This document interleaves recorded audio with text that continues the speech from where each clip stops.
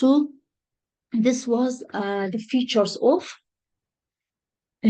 colitis. So we have gone through abnormalities of the pneumoperitoneum, which for intestinal perforation, and also intestinal obstruction, small and large bowel, and how we're going to differentiate between both. And also colitis, features of the colitis, which is the thumb printing, late pipe mucosal folds, loss of distration. So these are features or hallmarks of the colitis for the patient with the inflammatory bowel disease or ulcerative colitis. Now we are going to go through calcification, because the patient also might, if the patient with acute abdominal pain, if it comes, you're gonna do an abdominal X-ray, because you still don't know whether it's due to the bowel or due to the calcification of the renal calculus, or what you call it, renal stone. Yeah. So suppose if the patient come with the severe abdominal pain and you're suspecting maybe bowel pathology. Okay. Then this X-ray came. You'll see this is the normal gas shadows in the small bowel, and this is the large bowel. Yeah. So you have seen that you commented that it's a normal gas, normal small bowel pattern, and this is the normal large bowel. Yeah. Then after that, we're going to say normal, and that's it. But the patient is still on pain. The patient is still on pain. Yeah. So that's why you have to go systematically to interpret the abdominal X-ray. As I said, we are going to see the first stomach, a small bowel, large bowel. Then after that, we're going to see the soft tissues. The soft tissue, which is the liver, spleen, and kidneys. Yeah. So suppose if you already comment on the stomach, gases, or a normal gas pattern of the small intestine, the large intestine, then after that you need to go to the soft tissue. Then after that you go through the liver, spleen, and then this is the kidney. Yeah. So this is the right kidney, and this is the left kidney. Then after that, after you see the left kidney, there is there is a well-defined small oval radio-opaque shadow at the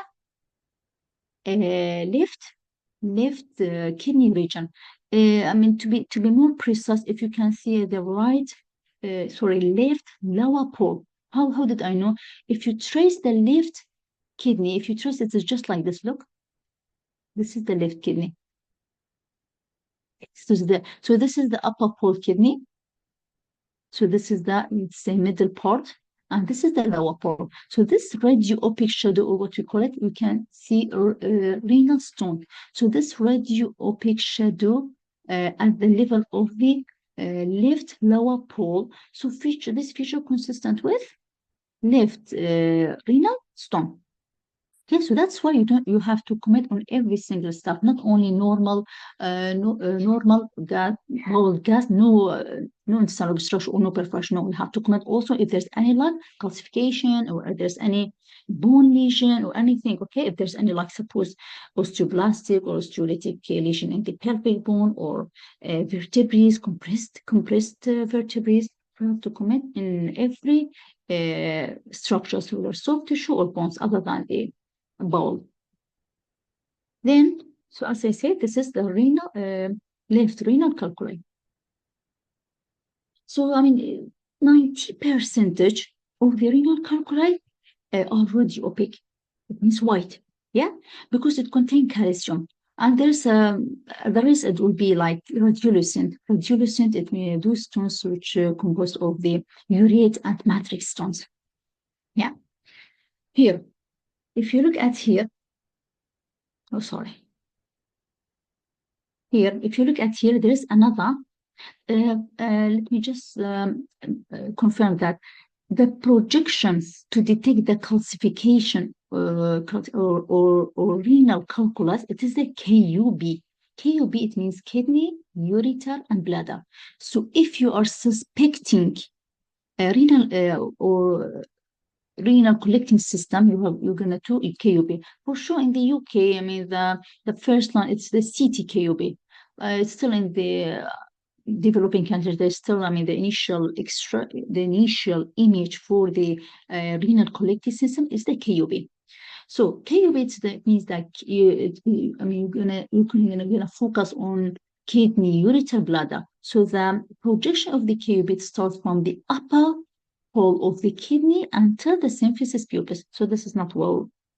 This one, this is just like this. It starts from the upper pole of the kidney till symphysis pubis. So to see the kidney and course of the ureter until down to the bladder. Okay, so this is the ideal projection of KUB.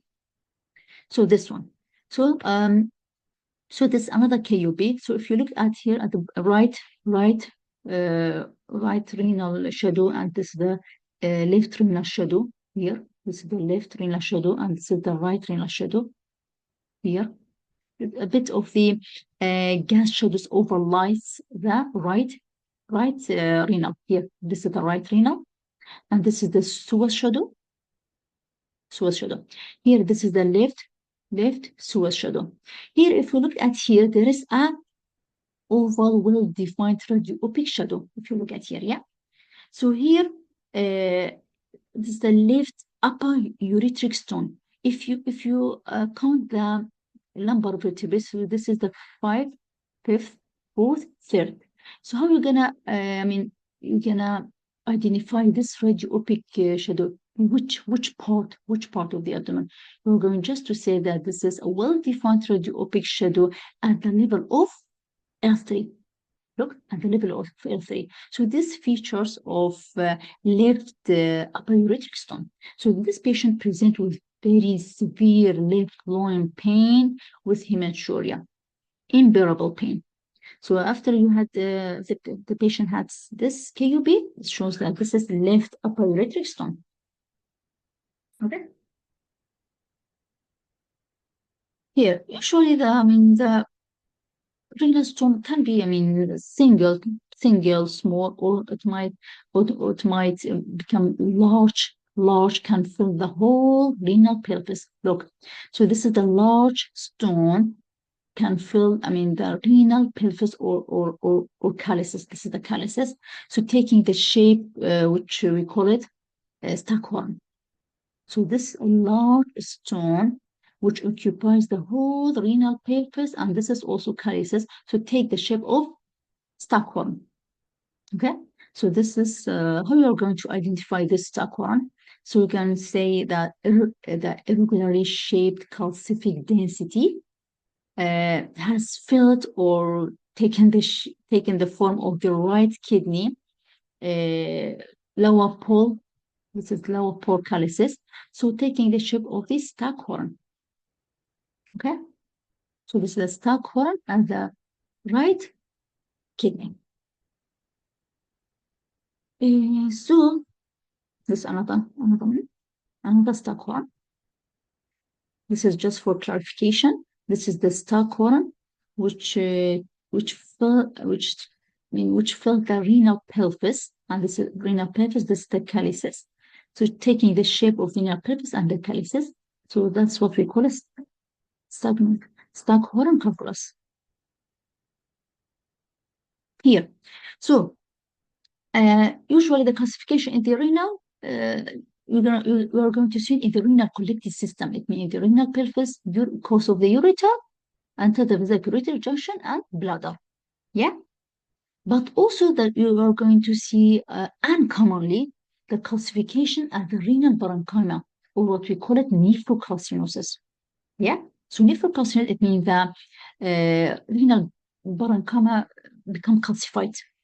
So in the condition, what we said, nephrocalcinosis, this usually occur in patients with the hyperthyroidism. Yeah. So the renal parenchyma, how you are going to describe this classification? So this is the right renal parenchyma, contains clusters of small calcific densities. Some will here and also in here. Usually, how you're going to distinguish calcification due to the renal calculus or nephrocalcinosis? How? So there is features. Usually, the stones are well-defined, dense. It could be round, oval, and also could be solitary or few discrete stones, or what we call it multiple renal stones. And also, usually the locations of the renal stone, it will confine to the renal collecting system, the pelvis, course of the ureter or bladder. But here in the nephrocalcinosis, you will see diffuse. Look, it's diffuse, very fine, granular, or linear calcification. And usually in the nephrocalcinosis, usually and commonly bilateral. But in the renal stone, uncommonly, commonly you're gonna see only in one side. So nephrocalcinosis commonly bilateral and diffuse, very fine, granular, or what you call linear calcification. Yeah, and the distribution usually in the nephrocalcinosis is in the renal parenchyma, but the one in the renal stone, in the renal connective system, you will see in the renal pelvis and the coarse ureter and bladder. Yeah. So this was about the renal parenchymal calcification. Here, as I said, this is when you try to when you're documenting the X-ray try to go with the normal anatomical structure. Suppose here is the this is the Suez shadow, yeah, this is the Suez shadow. The right kidney and left kidney, well, you cannot identify it here. Why? Because the gas shadow just overlies the renal shadows. Look, this is the gas shadow overlies the renal shadows. I can't identify that. I can only see a little bit of here of right renal, but left renal obscured by the gas shadows. Okay, but you can still see the Suez shadow. This is the right Suez shadows. And this you can see the lumbar vertebrae. Then you can, if you come here, you can see the small. You see this? So this patient, I mean, presented with the left severe loin pain with hematuria. So I mean, this if you then this X-ray or KUV has been taken to exclude if there's any stone. Usually renal stones, I mean, the patient are asymptomatic. Yeah, usually the patient becomes symptomatic when there's the features of the obstruction that occur in the pelvic ureter junction or through the course of the ureter or vesical ureter junction. So this patient presents with a very severe loin pain and hematuria. When he had this KUB, you see that there is a small faint radiographic shadow just below the transverse process of L4. So this is just present at the course of the ureter. So these are features of left ureteric stone.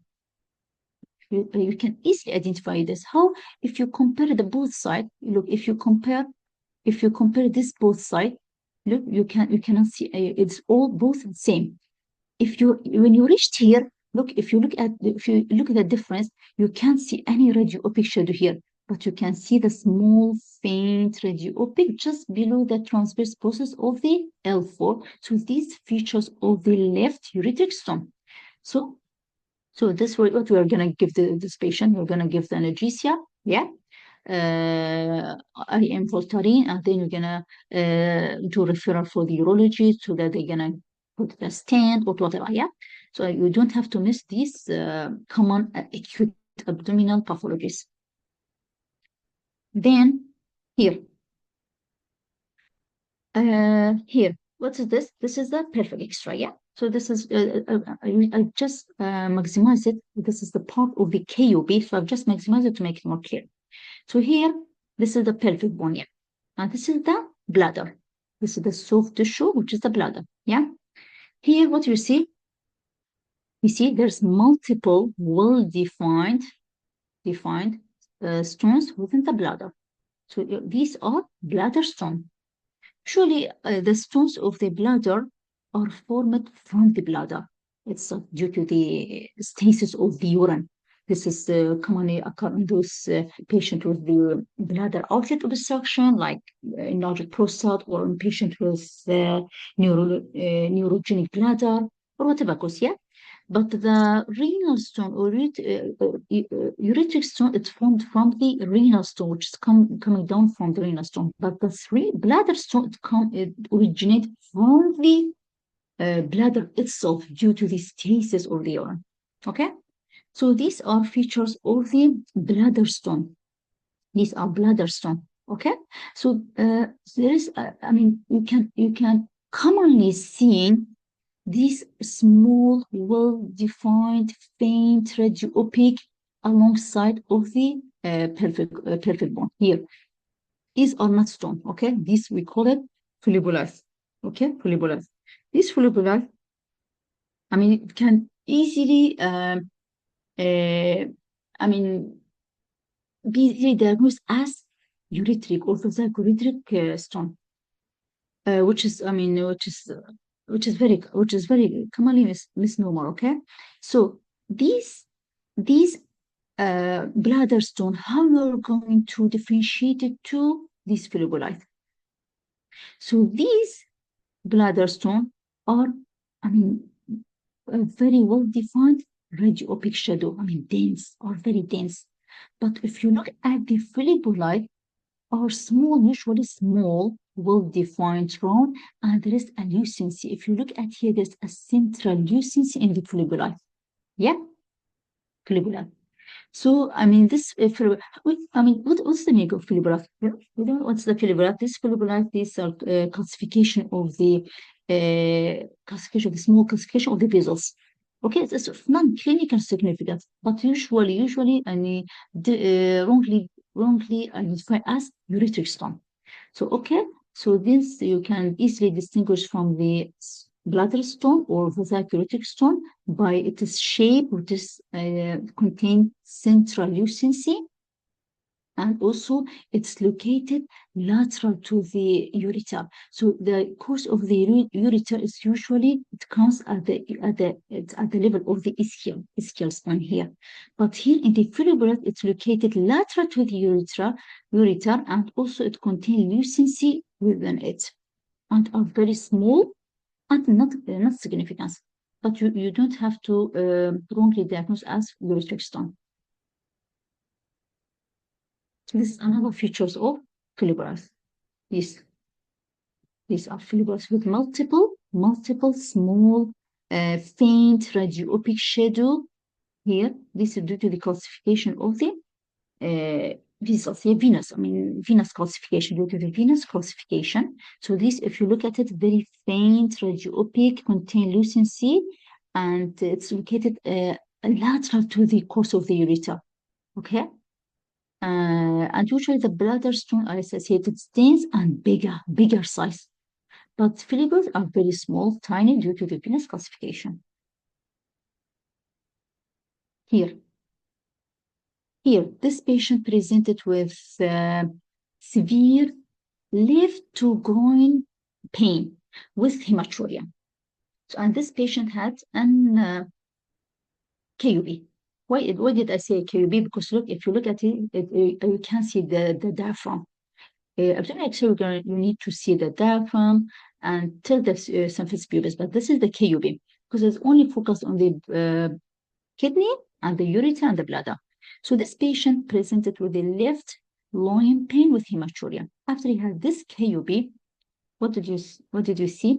You see any abnormalities? If you compare both, you can see. So this is small. Do you see this?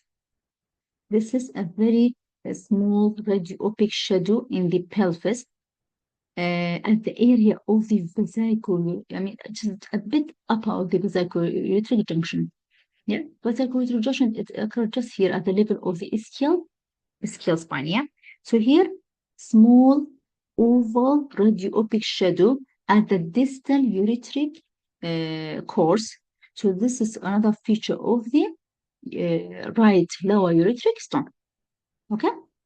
So this also need to give an analgesia and refer to the urologist so that they give a stent, or maybe put them under follow-up because it's very near, it's very lower to the urethra. Maybe it will come by after analgesia with monitoring. Maybe it will come by its follow-up even stent. So And these are features of the calcifications due to the renal calculus, ureter, bladder, and also we've discussed about the nephrocalcinosis.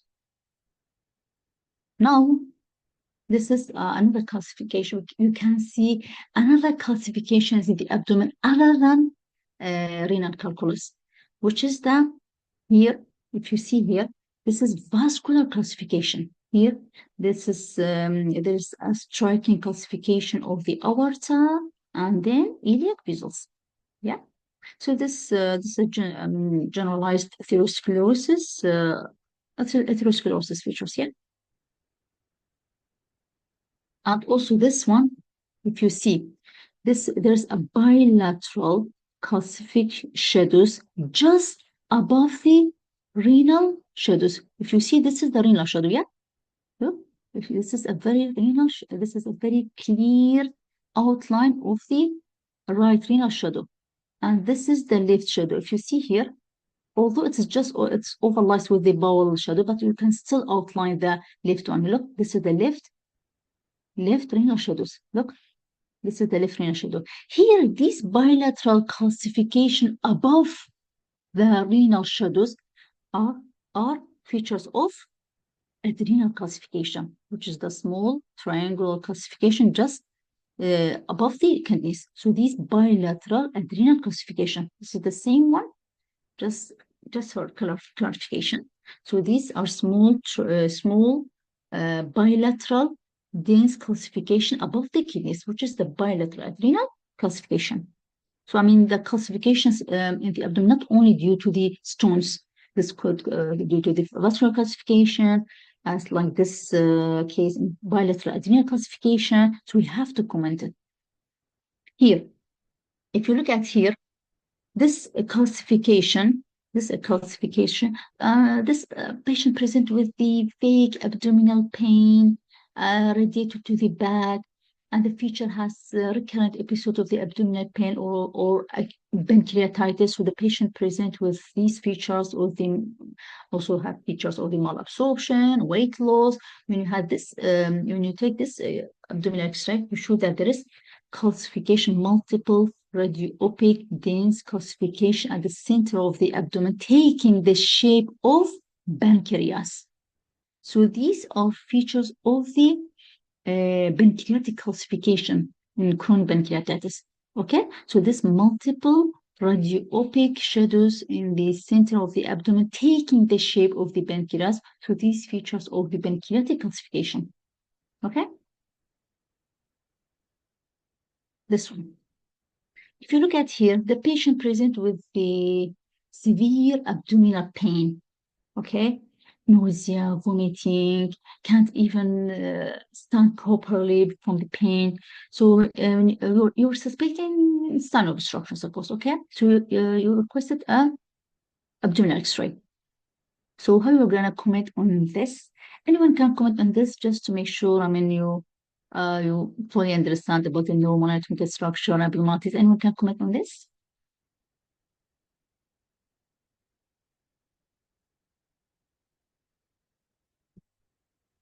It's okay. It's okay. I'm gonna comment. Look, this X-ray. How we're gonna comment on this? If you see, there is normal gas pattern, normal small gas pattern here in the center, and this is the normal gas pattern in the large bowel. This is ascending, and this is some of the, and this is the splenic flexure, and this is the descending colon, and this is the sigmoid and rectum. Yeah. So here it's all normal gas pattern with the small and large bowel. But if you look at here in the large bowel, splenic flexure and the descending colon, here it's I mean, you can see the appearance of what we call it mottled appearance, yeah, because of the fecal impaction, yeah, fecal impaction. So this, as I said, I mean, when the fecal mix it with the gas, you can see this appearance of the mottled appearance. So this is the mottled appearance in the sigmoid and descending colon due to the fecal impaction, yeah. But here, as I said, but the pain or the patient present with wasn't reflected to the fecal obstruction. This was due to another cause. Have you seen any other abnormality here? Yes, if you look at here, there's a small radio, or we call it small calcific. We can say shadow, yes, small calcific shadow. It's located in the right iliac fossa. It is definitely out in the outer course of the ureter. So the ureter is in here, yeah. This is the right renal, and this is the ureter course. It will run just lateral to the transverse process. Yeah. So this is the course of the ureter. So this is definitely lateral to the course of the ureter. So what could be here? This is what we call it here. So this is a calcific shadow in the right iliac fossa, lateral to the course of the ureter. It is the appendiculus. Appendiculus. So the patient presented with features of the abdominal pain. When you have this X-ray, you're going to see this calcific shadow at the right iliac fossa. So how you're going to distinguish from the ureteric stone? It is outside the course of the ureteric stone. As I said, the ureter, it just runs lateral to the transverse process. And this is the region of the appendix. So I feel you're not going to see the appendix in the abdominal X-ray. Yeah. So you're going to see it when there is a stone, appendiculus. Appendiculus. Is there any other thing? No, there's this normal gas pattern. As I said, there's multiple appearance. The rest of the lumbar, pelvic bone, no any significant or unremarkable. Here, this patient, this was the psychiatric patient, has ingested numerous radiograpic objects. So they need this. If you see this naval jewelry, it was the external one, but the rest was all internally. So this psychiatric patient ingested lots of foreign bodies, which shows as radiograpic. Okay, so this is just a foreign body, just to make sure the appearance of the radiograpic shadow in the abdominal X-ray. Okay, this is all internally. This is all internally. Okay, here. If you look at here, also there's another abdominal X-ray. If you see here, beaded foreign material in the right lower quadrant. So this is also foreign body. This is also foreign body. This is another one. This is the metallic foreign body in the pelvis. Okay. And this one, if you look at this X-ray, how we're gonna interpret this X-ray? If anyone can volunteer, I mean, the mic follow.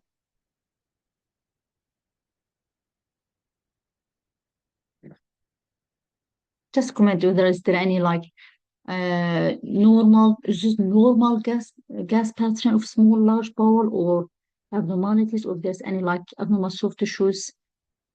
If you could just go systematically, as I said, you can just look at here we can see the stomach. Okay, here you can see the normal gas pattern. So this is the normal colonic one. So why did I say this is the normal colonic one? Because this is the incomplete mucosal fold hostra. This is the hostra, yeah. Circulation, no incomplete mucosal fold. This is the normal large bowel, yeah. This is also the normal large bowel. And here it's the same normal bowel gas pattern. And this is the soft tissue of the bladder. If you look at here, there's a diffuse soft tissue shadow in the right upper quadrant. This is due to hepatomegaly. What is in the right upper quadrant? It's the liver, yeah? So if you see there's a diffuse soft tissue density in the right upper quadrant, this was due to the hepatomegaly. So this hepatomegaly has displaced the normal bowel downwards and to the left. Here, look, displaced the normal bowel downward and to the left. And also this, there was, here splenic enlargement also. There's another soft tissue at the region of the left upper quadrant. This is the splenic enlargement. Actually, hasn't been done due to see the hepatosplenomegaly, but this has been done. The patient was having like a big abdominal pain, fullness. So when you had the CT scan, abdominal X-ray, it showed that there is hepatosplenomegaly. So I just wanted to show you how the hepatomegaly shows in the abdominal X-ray, which will displacing the small bowel downward and to the left. And this is the splenomegaly on the left side. And this is the normal bowel, normal bladder, normal soft tissue in the pelvis, which is the bladder. Okay? Here, is there any abnormality here? If you look at here, this is the normal soft tissue, the liver, yeah, normal soft tissue in the right upper quadrant, which is the liver, yeah? And also this is the normal bowel gas pattern. I can't see any like dilatation or any changing of the normal mucosa. Yeah, so this is the middle one. This is the small bowel. Do you see this is the small bowel? Small bowel. These are small bowel. And this is the large bowel. This is cecum, and then ascending, and this is the descending colon. Yeah. So this is a normal gas pattern. But then what also this patient present with the abdominal pain, vagueness, heaviness, vague abdominal pain, and also heaviness, heavy bloating. When this X-ray has been taken, shows that there's a normal gas pattern of the small and large bowel. But if you look at here, there is a very large soft tissue density mass extend upwards from the pelvis. If you look at here, this is a very large soft tissue. Look, if I can trace it, it's just like this size. So it extend upward from the pelvis. So it's definitely come from the pelvis and extend down upward. Okay, so and this mass has displaced superiorly, displaced bowel superiorly. Yeah. So I mean, you can just request for further imaging, like CT scan, and even if in the ultrasound done this, you're gonna see maybe there is soft tissue mass, maybe the feature of the fibroid or any pelvic mass. So usually this kind of the feature, if it come to this size, it's of benign. Yeah, benign. Maybe it's fibroid or any other soft tissue mass. So, because if it was malignant one, it should give us another features like intestinal obstruction or any like gas shadows inside, but it's most likely benign one. So this large soft tissue mass has displaced the bowel superiorly, and it is extend from the pelvis to the upward. And this is we came to the end of our session. Is there any question? Is there anything unclear? You can open the mic and ask. Thank you so much for this session. It was really good. I might have benefited because I struggle with abdominal X-rays sometimes, so that was really good. Thank you.